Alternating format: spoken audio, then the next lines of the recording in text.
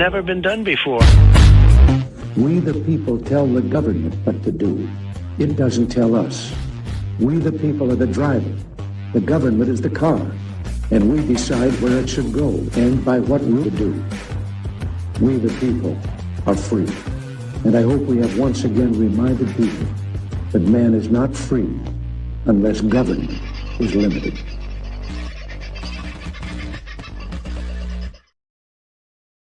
Oh, sorry folks, forgot to take that picture down. I'll do that right now, shall I?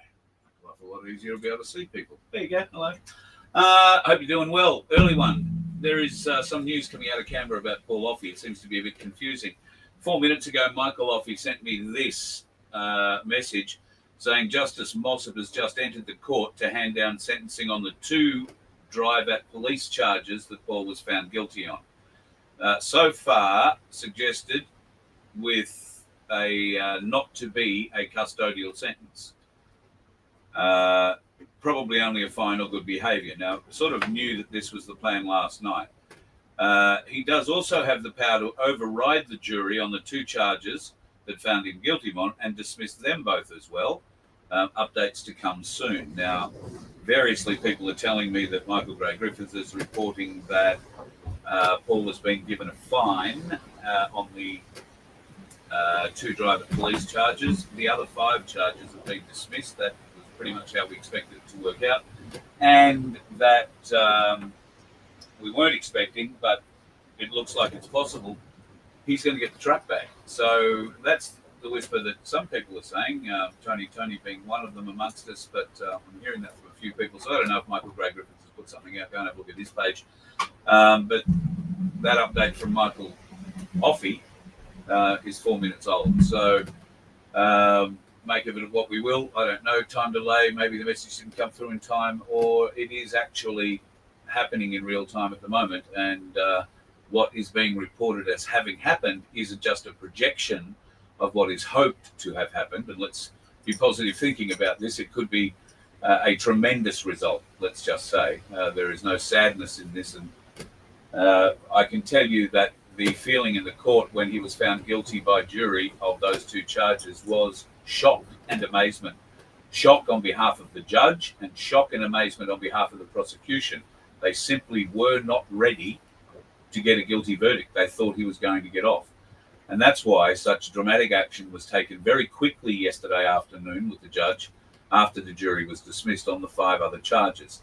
The judge wanted and was able to rule on them straight away, and he did talk with the prosecution and ask what they thought about a couple of these other lesser charges.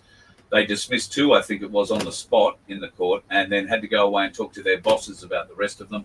I can only think that the rest of them have been dismissed this morning when court came into sit, I think around 9:40, and the judge may well then go away, deliberate a little further on his sentencing after submissions had been put forward. I can tell you that Pauul did or was asked a number of questions yesterday about his sentence, whether or not a fine or a good behaviour bond would be better for him. And to his credit, Pauul admitted that a good behaviour bond would only increase his PTSD and make him that much more liable while he was on the road to worrying about being of good behaviour and on a bond. So a fine was sort of settled, but he is also not in a position to be able to work terribly much.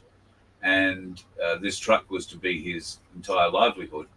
And of course, now the truck has over $100,000 worth of damage to it. Now, if it is awarded back to him, one would hope that there might be an offer of damages settlement, maybe no admission of liability. But that truck certainly didn't go into the police impound yard looking the way that it does and having the damage done to it that it has had done. And there might be a deal whereby they escape liability for the damage they've created, the AFP I'm talking about here, and more particularly the COCA unit in Canberra. Anyway, I'll bring you more up to date as soon as I have more details, folks. I'm in the middle of lifting a huge swim spa out of a very tight area and putting it on a truck so it can be moved. And I'm one of about 6 blokes and it's a windy day, so I am required out there to go and help. please stay tuned. Tonight I'll have more details, and if anything really serious comes to light during the day, I will make a quick live via the phone, which will mean it'll only be on the VOF YouTube channel. That's youtube.com/the @ You'll find us there. And please, if you can, go and spend $2 and support us, help support the Donkey Sanctuary, and maybe win yourself $750 or some silver, which I hope to send out to some of you today. Have a great day. Be safe on the roads, dickheads everywhere. You let one ant stand up to us, then they all might stand up. Those puny little ants outnumber us 100 to 1. And if they ever figure that out, there goes our way of life. It's not about food. It's about keeping those ants in line. That's why we're going back. Does anybody else want to stay? Let's rock!